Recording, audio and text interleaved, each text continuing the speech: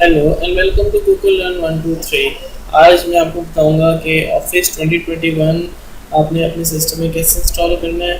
इसका कोई इतना लंबा प्रोसीजर नहीं है, जस्ट 2-3 क्लिक्स करने हैं और आप ऑफिस जो 2021 है वो इंस्टॉल हो जाएगा लेटेस्ट में। ठीक है, इसके लिए सबसे पहले क्या करना है, मैंने ये फाइल ऑफिस की जो है ये पूरी मैंने गूगल ड्राइव के ऊपर शेयर की हुई है। इसका लिंक मैंने डिस्क्रिप्शन में डाला हुआ है, आप वहाँ से इसको डाउनलोड करना है। ठीक है, डाउनलोड हो जाएगा तो आपके पास ये इस तरह से एक फोल्डर आएगा।